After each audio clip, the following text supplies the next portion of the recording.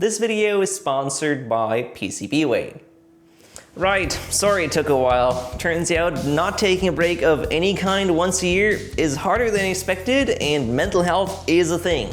But not to worry, we're back, and in this episode we're going to put together the Z-axis of my fancy looking 3D printer build. Now, it would appear that since hacking together this monstrosity, I've grown up and learned why things are done the way they're done, so you might be surprised to hear that we're still using threaded rod instead of the usual T8 lead screws on Z, as well as a low-resolution can-stack type permanent magnet stepper motor. Let me explain. While to a large extent this choice is nothing more than a legacy from the printer first having been conceptualized over 2 years ago when I was a lot younger and more foolish, I have yet to experience any drawback of using threaded rod as lead screws on Z. For any of the other axes, of course, using a NEMA 17 stepper motor and a direct belt drive is literally the only thing that makes sense, but Z being sort of the trash axis of the machine due to barely ever moving at all, it really should not matter. Plus, M6 all thread has a relatively fine pitch of 1mm per revolution, perfectly compensating for the low resolution of these 48 step per revolution motors, which unfortunately cannot do microstepping beyond half steps. So if I math it out, I still get an actual resolution of around about 1/100th of a millimeter per revolution, which I totally would not by using a standard 4mm lead T8 screw. So, in other words, using a better lead screw forces me to use less shitty stepper motors. But anyway, I'm rambling and justifying bad decisions. Let's just build the printer as planned and see if during normal use we ever come across a scenario where threaded rod just doesn't cut it. I spent the past 2 weeks slowly printing every single part we're going to need today on the PrintoSaur, my wooden rep strap. And surprisingly, it seems to be on its best behavior. While the surface quality I'm getting seems to vary from print to print, with only some of them turning out really nice, I only had a single print fail due to layer shift, and this huge 10-hour print went without a hitch. Now, because you guys in the comments lamented my wanting to paint the printer yellow, even though the current red and white color scheme looks really cool, which I agree it does, I decided to be nice and stick with white for now until the very end of the video series, where I'll have to reprint most of these parts from glass fiber, PTG or something anyway. Because ultimately I'm building this printer so I can use it, and I'm sorry, I still want a yellow printer. But since the video series is the most you guys are gonna see of this thing before it begins its tranquil life as part of my video backdrop, I hope this arrangement could work for all of us.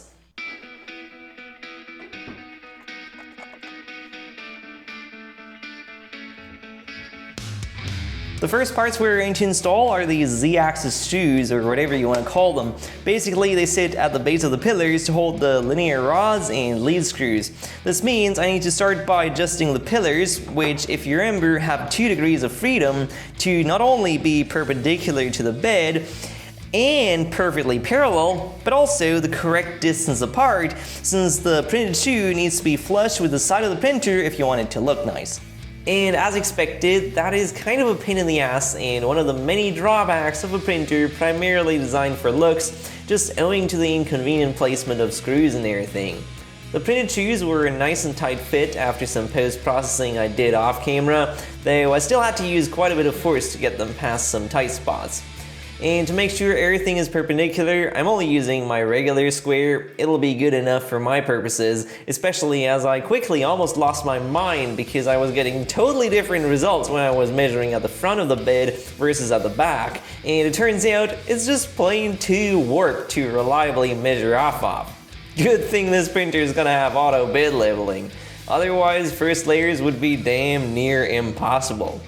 But yeah, I ended up putting a little piece of aluminum U-channel across the rods as a reference instead, which worked fine, and once happy with the result, the screws get tightened again.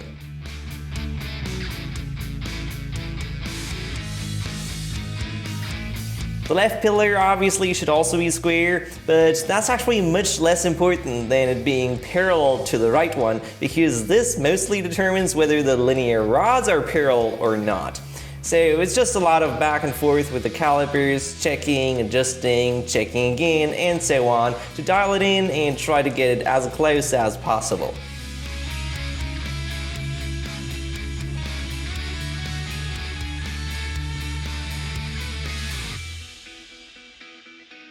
Okay, I think I got it as good as it'll ever be.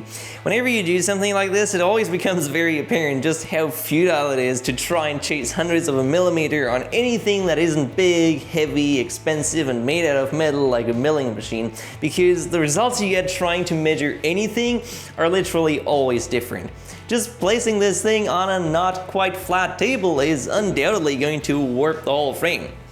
But yeah, I got the pillars parallel within 1/10 of a millimeter, which should do since they also still flex quite a bit and only really get locked in when I add the horizontal bar across the top. And yes, they are now also sort of square to the bed, provided you ignore the fact that the bed is completely warped to begin with, which honestly came as a surprise to me after being used to glass beds, but it should still work.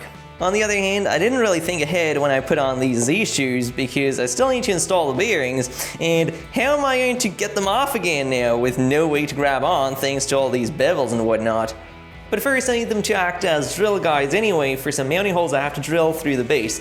There are quite a few holes I did not drill when making the base because it's far easier and more accurate to drill them in retrospect when parts are already in place exactly where they ended up in real life as opposed to in the CAD model. See the hex pocket at the bottom of this hole?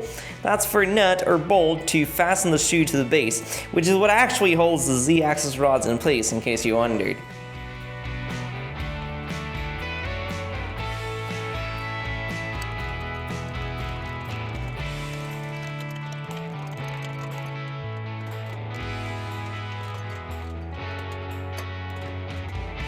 Right, thank God.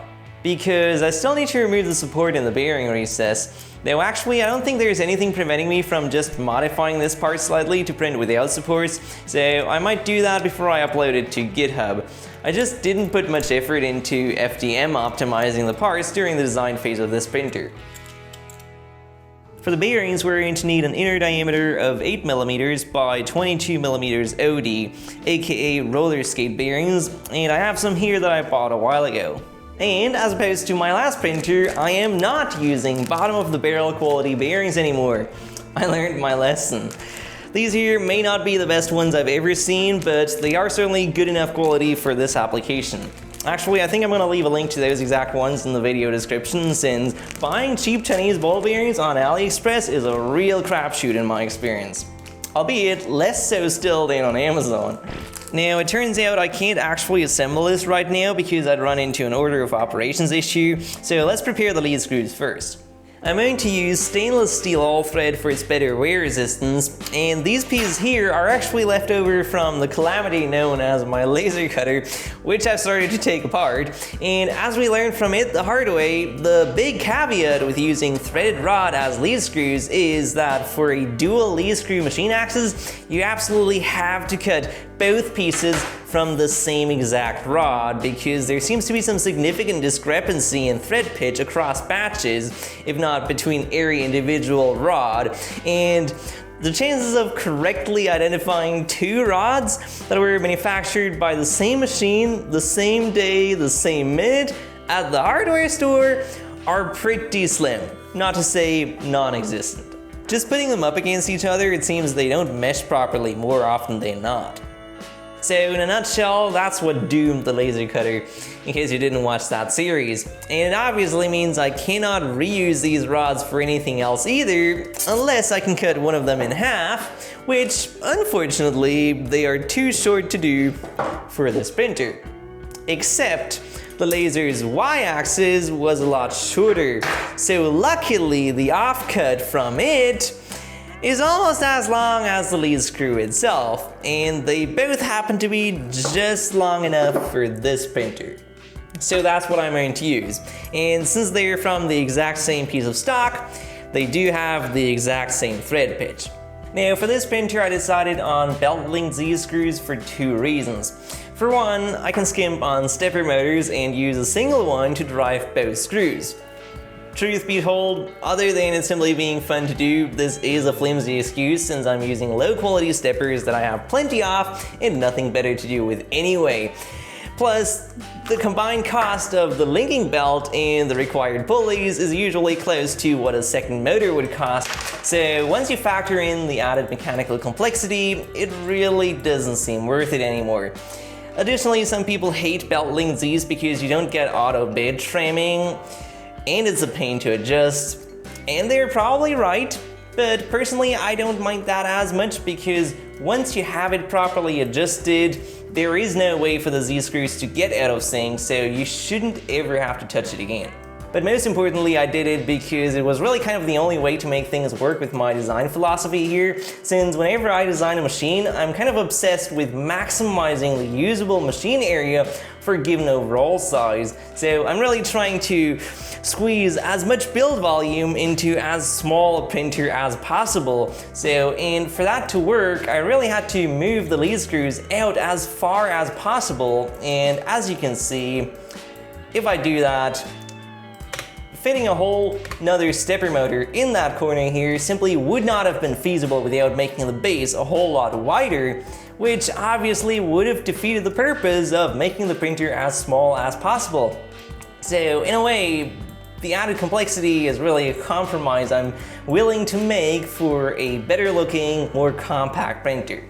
And this does mean we need some custom pulleys to make it work, but fortunately this is the Z-axis we're talking about, so wear is not really something we need to worry about too much, and they can easily be 3D printed like the other parts for this printer. However, you do have to use PTG or ABS, or ideally some fancy engineering filament for them, because PLA does not cut it. And if after the last video, somebody out there still doesn't believe me that mechanical components designed for a press fit should not be printed from PLA, I suggest you just try it for yourself. Print this pulley and stick it on a shaft. And 2 weeks later, you'll be surprised by how much easier it is to remove than it was to put on, even if it was printed solid. Also, I would say generally for printing GT2 pulleys, use a 0.2mm nozzle if you can at all. In my experience, the standard 0.4mm nozzle doesn't allow for the teeth to be formed properly, and you end up with a really rounded tooth profile, which promotes belt slippage. Here I have a test print I did on the two trees, and another pulley I printed a long time ago using a 0.2mm nozzle. Let me demonstrate. Now this is obviously only going to be a very crude comparison, but the difference is still striking. So the green 0.4mm one slips quite easily. The white 0.2mm version is a lot better already, and it also sounds very different when it does slip. Much snappier than the first one. And an off-the-shelf aluminum drive pulley has yet again more grip on it. Just looking at some macro pictures, it's quite obvious what's going on. So this is what the green one looks like, and here's the white one for comparison. And you can see how especially the top edges of the teeth are far more pronounced than on the 0.4mm one, where it's all just a willy-nilly sloppy rounded mess. And comparing this to what the GT2 tooth profile actually looks like, it's quite clear how the white one is far closer. And finally, the metal one is practically perfect with an even smaller radius for the top edges of the teeth. However, as I discovered literally while taking these pictures, there seem to be plenty of cheap clones out there with an absolutely terrible tooth profile, such as this one, where the whole tooth angle seems wrong, in addition to them being really rounded. So do with that information as you will, but contrary to what I thought until now, buying a pulley ironically does not guarantee you get anything better than what you can 3D print at home. Now, while printing with a 0.2mm nozzle on this contraption is something that, in theory, could be done, it would amount to some significant self-torment. So I'm going to get them resin printed by PCBWay, who happen to be sponsoring this video. Resin printing allows for even better detail, and if I order now, they should arrive by the time we finish preparing the lead screws and motor mount. So the process is actually super easy. I just go to 3D printing and drop my step file here. By the way, if you can bear with me for another little rant here, Even though I publish step and STL versions of all the printable parts for this printer, please, for the love of God, use the step version. STL is such a terrible format in terms of resolution, especially for small detailed parts like this. If I just compare them cheek by jowl, you can see whatever these crimes against geometry are in the STL, whereas the step version is simply totally smooth. And with most half-decent slicers these days natively supporting step, there really is no good reason to keep using STLs, which are far more of a pain in the ass to modify in the first place. But yeah, I uploaded the step file here because PCBWay know what they're doing and support step 2.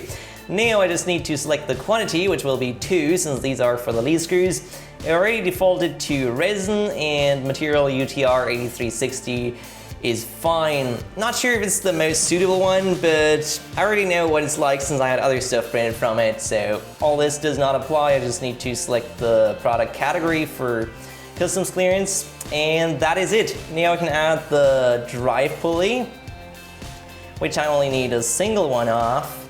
And this time I'm going to select a temperature resistant material because the stepper motor definitely gets hot and we need this to stay a press fit. Just select this one again. And submit request. And I agree, I do not intend to kill anybody with my 3D printer.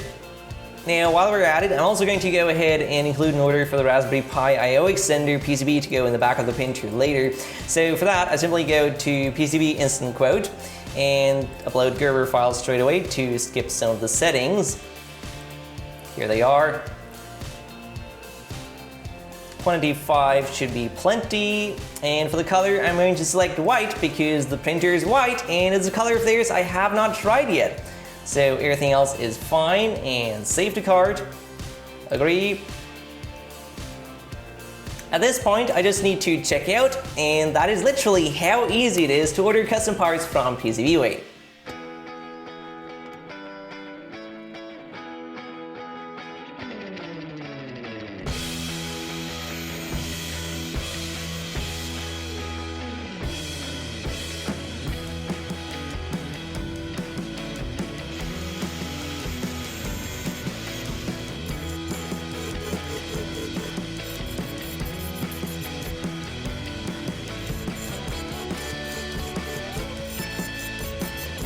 Right, this should be it for the lead screws.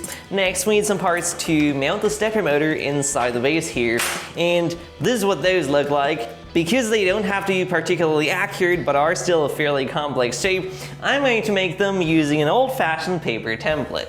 Unfortunately, when you have a super cheap inkjet printer, buy the cheapest ink you can find, and then only ever use it once in a blue moon, you inevitably get print quality issues. But that's okay, the second one turned out usable enough.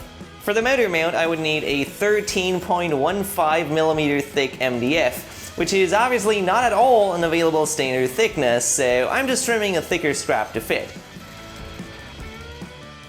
And would you look at that? Almost bang on. Just kidding, it usually varies a lot, so this side here is 20.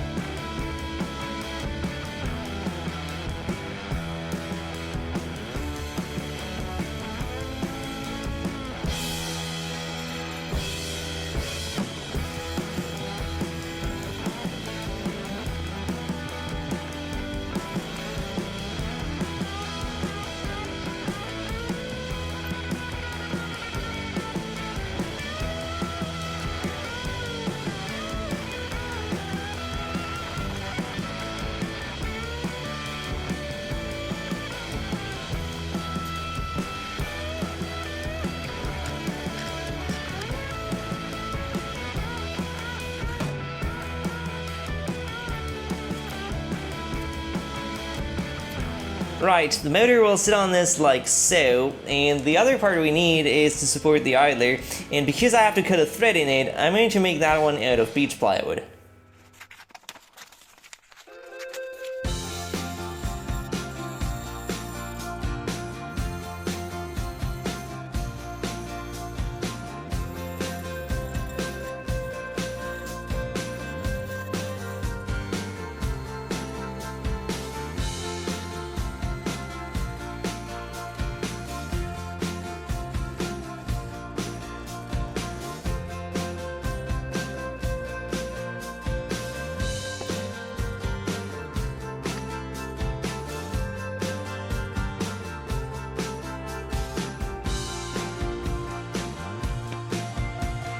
Now, while we're in the shop, I'm also going to jump the gun a little bit and do the filament spool holder as well. And unlike any other part of this printer, this one gets made out of solid wood.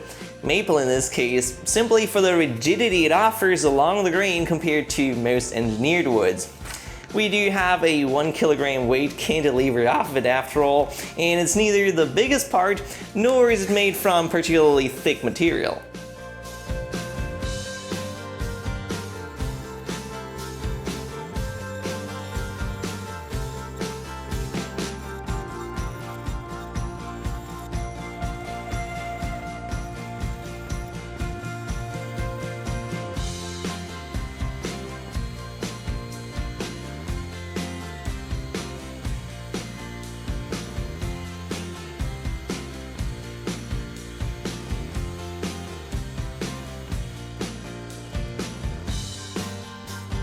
Now I need to cut a thread in this hole, and unfortunately a standard M8 tab produces a rather loose fit like this, which would not be ideal since we don't want the spool holder peg to be all loosey-goosey on there. So instead I'm going to form some very tight fitting threads by simply forcing a piece of thread rod into it. And to get it started straight, I'm again torturing the poor drill press by using it as a manual tapping arm.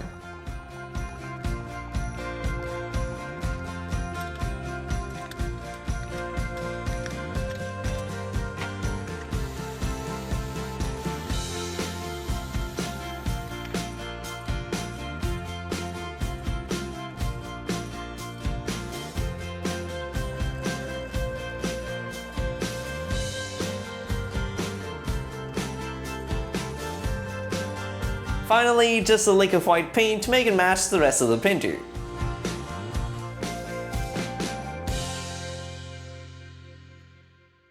Okay, now I think we have all the parts except the... Hang on one sec. Well, that's a surprise, just in the nick of time. Actually, fun fact, because of how slow I am at filming, this thing's already been sitting on my shelf, just out of shot for over a week, because their shipping is honestly just way too fast for me. Anyway, let's unbox our pulleys.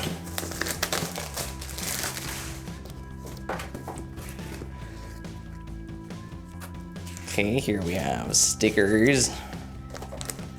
These are the circuit boards.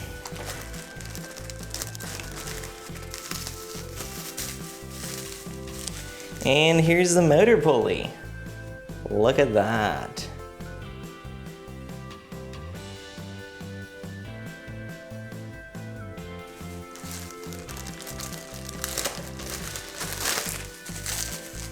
And these are the pulleys for the lead screws. And from what I can see, the tooth profile is just as good as the one on the metal pulley.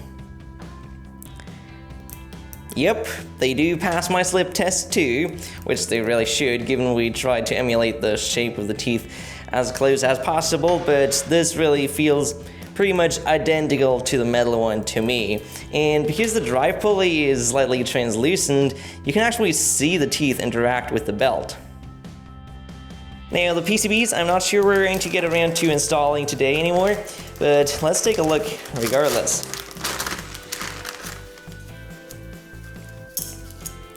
And here they are, looking splendid as always.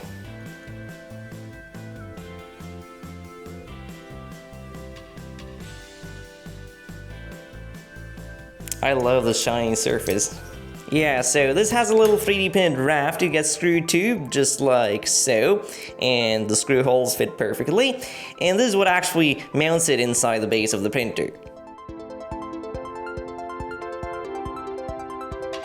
Anyway, now we can finally start seriously assembling things, and the first step for that is to screw the pulley onto the threaded rod we're using as a lead screw.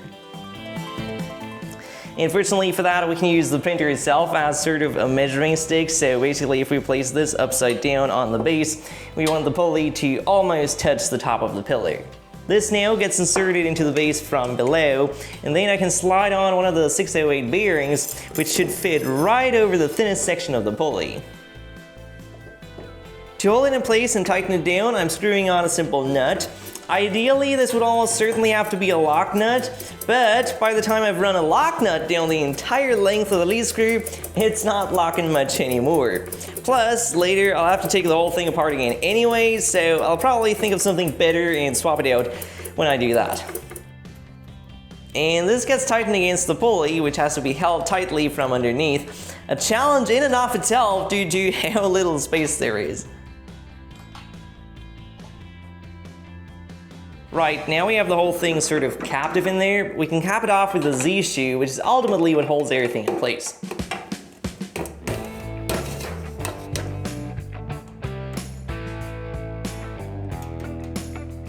And now's the moment to pop in the nut we discussed earlier and screw it down tightly from inside the base. And that's the Z-axis lead screw firmly attached. Next, we can insert the smooth rod, which simply slides into this hole here, and then rinse and repeat the exact same thing on the other side. Now, you might be thinking, this order of assembly is utterly cursed. Who on earth thought this would ever be a good idea? And you'd be right, it's kind of terrible. I'm realizing that now. But when yours truly originally came up with the design, he didn't feel like wasting time on optimizing for ease of assembly, rather preferring to keep the design as simple and straightforward as possible, because modeling complex geometries with countless features in CAD also felt a lot more daunting back then.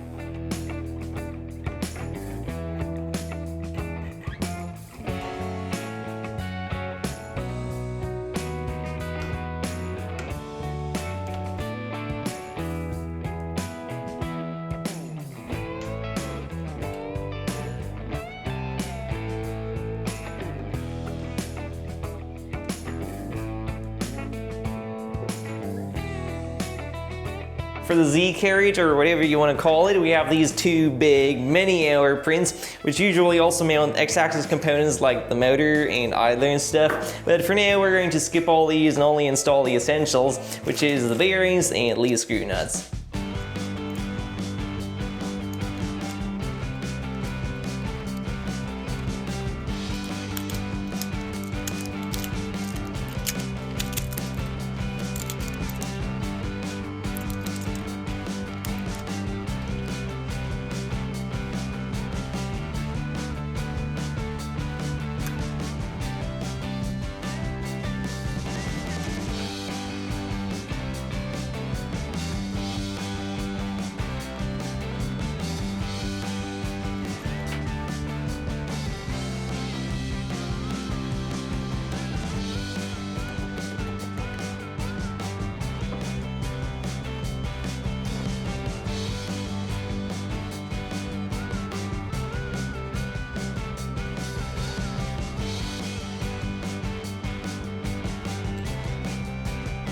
And before you start doubting your 3D printing skills, because I seem to be hitting perfect tolerances right out of the gate on this piece of crap printer, fret not, my friend. All these parts underwent quite a bit of secret off-camera post-processing to make them go together as smoothly as you just saw.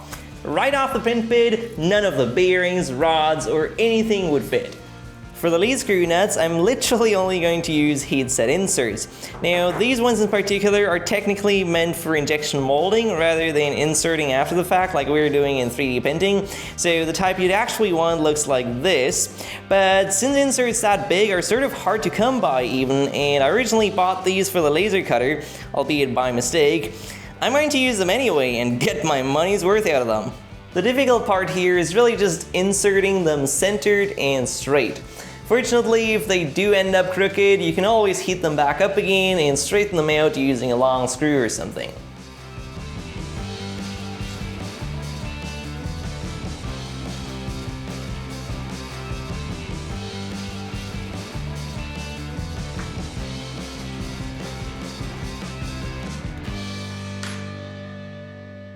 Well, that was really difficult. Now I can put it together, and I'm not even going to bother greasing the bearings yet, since I'll have to take it apart again very soon anyway to install the other X-axis components. Normally, you'd obviously assemble the whole shebang in one go, but since I have to split this endeavor up into separate episodes in a way that makes sense for video thumbnails and titles, the things I do inherently make no sense. to put on the corner pieces which hold everything together at the top, I realized we're still missing the crossbar, so let's make that one real quick.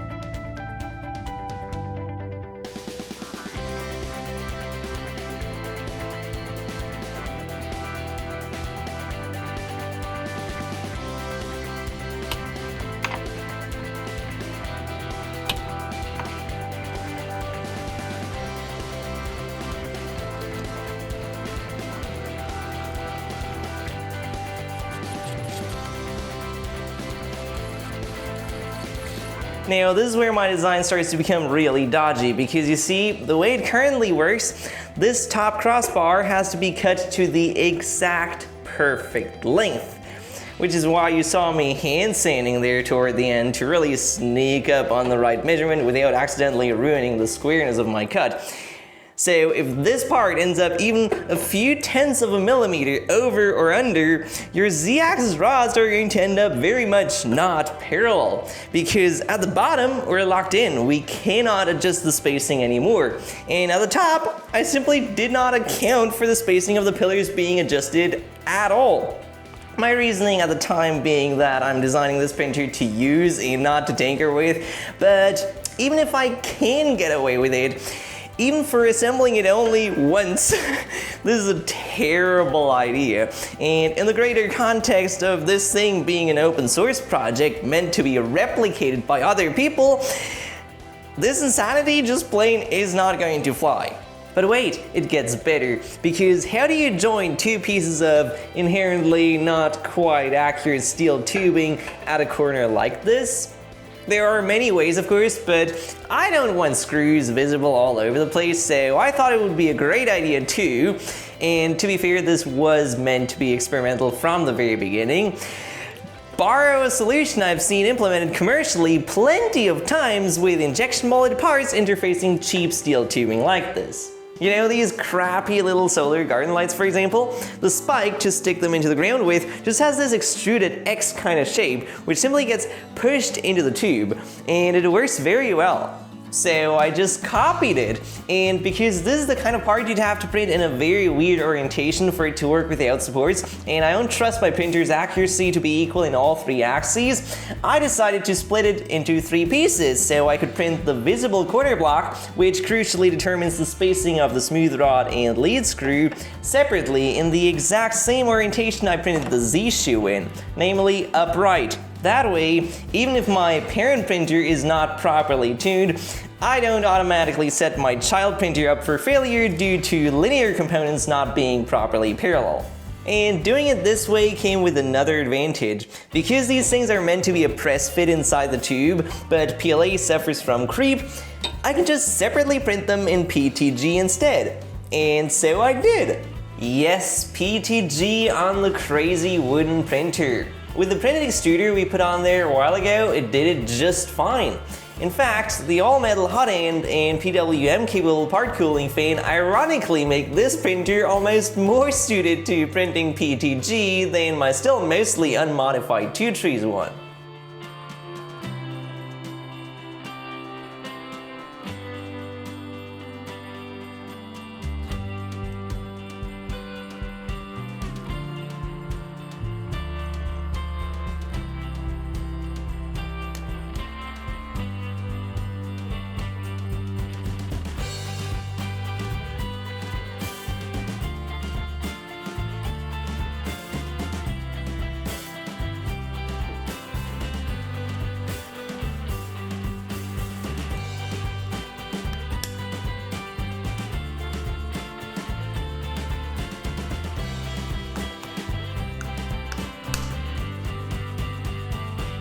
However, as always, being a novel approach does not automatically make it a good idea. On top of the inability to fine-tune the Z-rail parallelism and obvious maintenance issues due to awful assembly procedures, the biggest problem I expect to run into with this is insufficient rigidity. These are just flimsy, glued together plastic pieces joining metal tubes, which in turn are screwed to mushy wood. So the frame will have a tendency to flex under load, which means I'm almost definitely going to have ringing in the x-axis, especially with taller prints. Now, before I close the other side, I need to preload the tube with some hardware for attaching the filament spool holder. So I've got another 3D printed nut holder thingamajig here, and it takes an M3 nut with its accompanying washer, as well as a bigger washer here.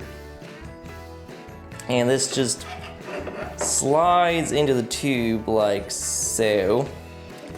And now I have to push it in until it lines up with these holes.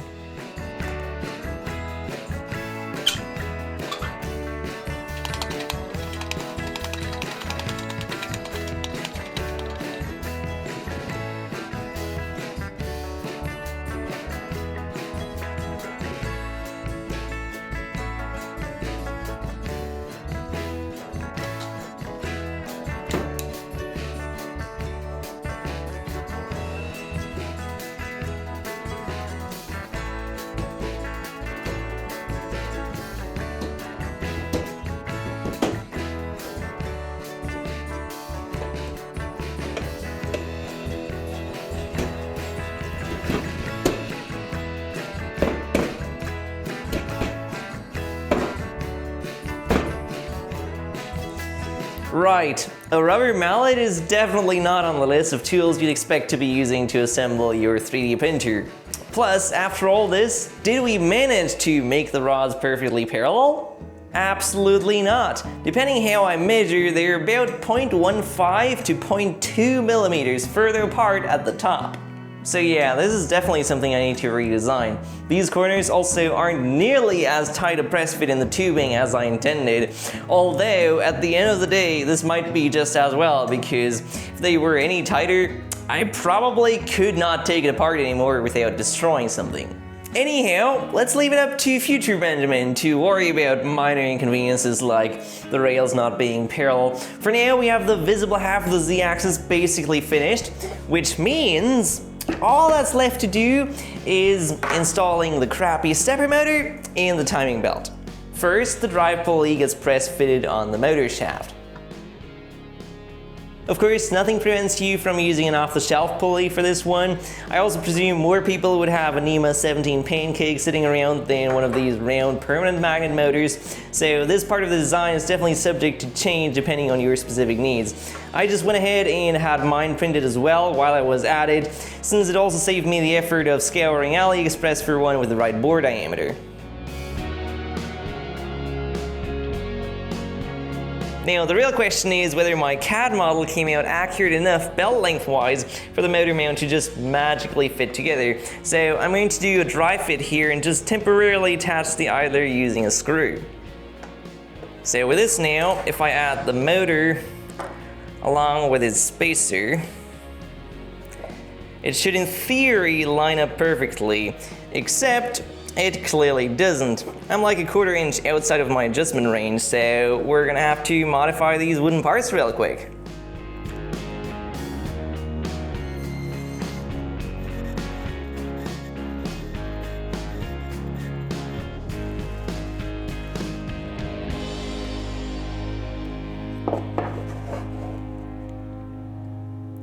Alright, now it fits. And at this point, instead of relying on double-sided tape, these parts can be permanently glued together.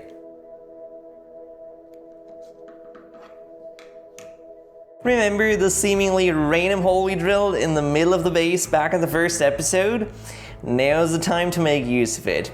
It takes an M5 flathead screw from the top, and before I screw it in all the way, I need to apply some glue to the stepper motor raft so it can be attached from below. The screw should automatically more or less line it up.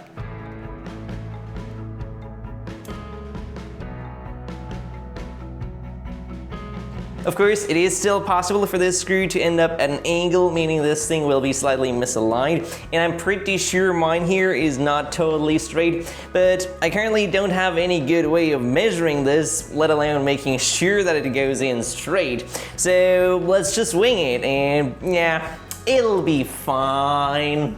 I also don't have a clamp to reach in there and actually clamp it down, so jamming it in using this piece of wood and a wedge, along with lots of hopes and prayers, will have to do.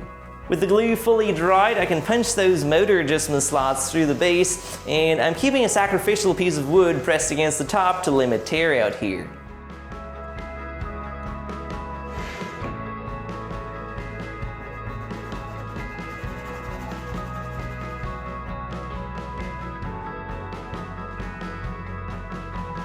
Now you can see, because I had to move the motor mount to accommodate the actual belt length, I now have one of my mounting screws practically underneath the Y-axis belt, which is a bummer, but I guess it'll work for now. In my CAD, I'll just have to shift the entire thing back over. Anyway, to install the Z-axis idler, or to stick with the new naming scheme I introduced in the last episode, the Zedler, or Zedler, whatever you prefer, I guess. We take the M5 screw back out, and I printed some spacers here to position the Zedler at the correct height when putting it in. Except the way it's designed is unfortunately pretty much impossible to film in such a way that you can properly see what's going on.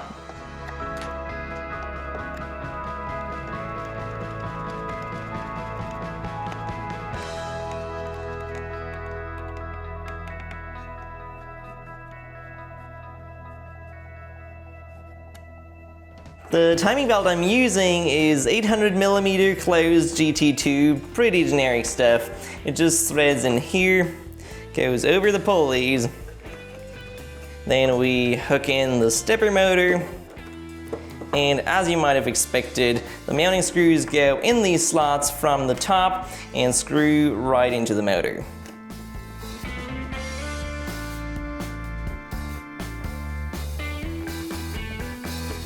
Now, we don't want to tension this too much because that'll effectively bend our lead screws, so just taking out the slack should do.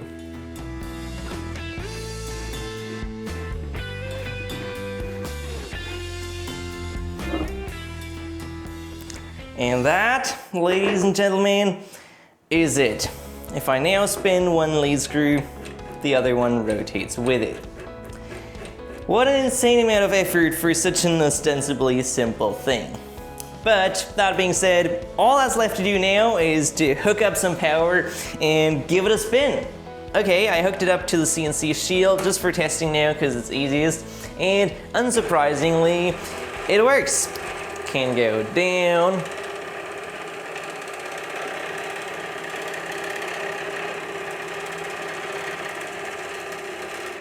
and up. The left lead screw has a bit of a bend to it, unfortunately. You can see it whip around. I'm going to be cautiously optimistic. M6 is relatively thin and flexible, so I might be lucky and it won't cause too much Z-wobble in my prints. As far as speeds go, so far the maximum I can seem to hit sort of reliably is 15-ish millimeters per second, which is what I'm running right now. Much faster than that, and I'm starting to randomly stall, like so.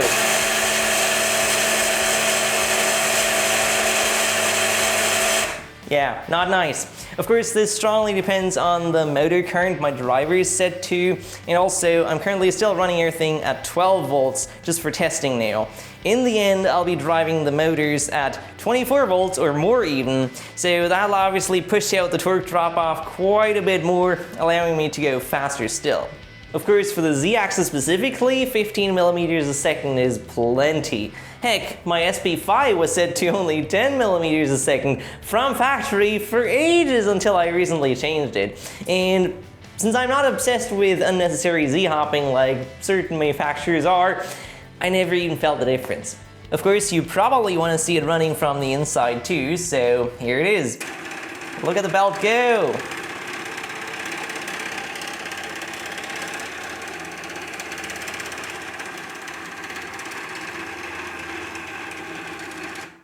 Now, all in all, as opposed to the y-axis, which I'm mostly happy with, I honestly don't like much of what I did today.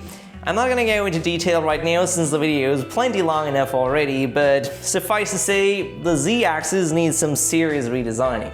That being said, we shouldn't forget that what I have here is still an order of magnitude better than what I did the first time around when we manually cut out wooden pulleys on the scroll saw. So I guess that concludes this video. I unfortunately didn't get everything done I'd planned. For example, the filament spool holder is still missing, but that can wait for another day. Big thanks to PCBWay for sponsoring this episode and saving me a whole lot of time and frustration trying to get usable pulleys printed on this admittedly still underwhelming rep strap. It's great to be able to outsource manufacturing steps we cannot or maybe don't want to deal with, and it's very easy to use. Yeah, so sorry again this video took so long. Lots of distracting life stuff's been happening that I'm trying to make content alongside of, and the more complex the assembly, the more I get bogged down by my wonderful tendency to overthink everything. Plus, as you can see, I've also been upgrading my filament storage, and not least, designing a whole nother 3D printer. Now, if only I knew where to put that one. Anyway, real special thank you to everyone supporting on Patreon, helping to keep this channel alive in the current glut of AI slop. I'm still learning a lot with every new project, and one day I think we just might catch up with the industry and do crazy toolhead swapping multicolor printing. Until then, I hope you enjoyed. As usual, all relevant links are in the description. Don't forget, this printer is an open source project anyone can replicate, although considering recent developments, I would highly suggest waiting till I've ironed out the biggest flaws in the design. Bye bye.